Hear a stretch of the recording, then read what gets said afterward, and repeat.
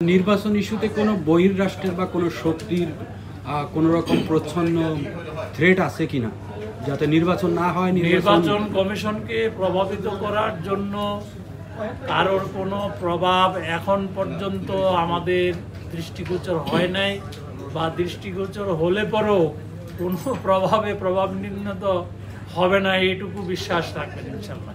সেক্ষেত্রে ফেব্রুয়ারিতে আমরা নিশ্চিত, প্রবাসীরা সবাই নিশ্চিত যে নির্বাচন অনুষ্ঠিত হবে। আপনারা জানেন যে সরকার ইতিমধ্যে ঘোষণা করেছেন, প্রধান উপদেষ্টা মহোদয় ঘোষণা করেছেন এবং লিখিতভাবে চিঠিও দিয়েছেন যাতে রমজানের আগে ফেব্রুয়ারির প্রথমার্ধে জাতীয় সংসদ নির্বাচন অনুষ্ঠিত হয়। প্রবাসীদের ভোট দেওয়ার ক্ষেত্রে প্রবাসীরা একটা নির্দিষ্ট অ্যাপসের মাধ্যমে অনলাইনে তারা নিবন্ধিত হবেন।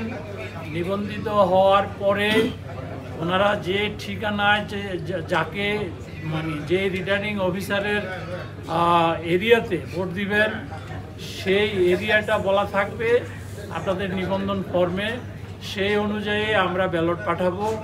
সেই ব্যালটে আপনারা ভোট দিয়ে, অর্থাৎ ক্রস চিহ্ন বা টিক চিহ্ন দিয়ে ফিরতি খামে, যেটির মধ্যে আপনার রিটার্নিং অফিসারের ঠিকানা, জেলা ইত্যাদি লিপিবদ্ধ থাকবে, সেটি আপনি পোস্টাল ডিপার্টমেন্টের মাধ্যমে পোস্ট করবেন এবং সেটি ভোট যেদিন হবে সেই দিনের আগেই যাতে এই কী বলে যে খামটি রিটার্নিং অফিসারের কাছে পৌঁছতে পারে, সেই রকম একটা সময় দিয়েই আমরা ব্যালটগুলো আপনাদের কাছে পাঠাই। এই যে এত বড় একটা মহৎ একটা উদ্যোগ আমাদের নির্বাচন কমিশন নিয়েছে এবং মাননীয় নির্বাচন কমিশনার স্যার নিজে কুয়ালালামপুরে এসে উনি গতকালকে রাতে পৌঁছেছেন, আজকে আপনাদের সাথে এই ইন্টারঅ্যাকশনটা করেছেন।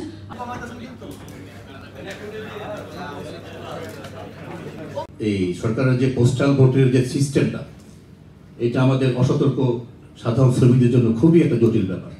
সেটা হচ্ছে আমাদের লিফলেটে দেওয়া আছে যে এনআইডি কার্ডের সার্ভিসের জন্য 75 রিঙ্গিট করে দিতে হবে সার্ভিসটার জন্য, এবং এটা মে ব্যাংকের অনুকূলে আমরা দিতে পারবো। কাউন্সিলর কনসুলার আজকের এই অনুষ্ঠান সঞ্চালনা করছি। অনুষ্ঠানের শুরুতে আমরা শ্রদ্ধা জানাচ্ছি আহতদের যারা ত্যাগ স্বীকার করেছেন। তাদের রক্তের বিনিময়ে গণতন্ত্রের নতুন সূর্যোদয় ঘটেছে। আপনারাই আমাদের রেমিটেন্স যোদ্ধা, দেশের অর্থনীতিকে সচল রাখছেন আপনারাই, দেশ ও পরিবারের ভবিষ্যৎ গড়ছেন।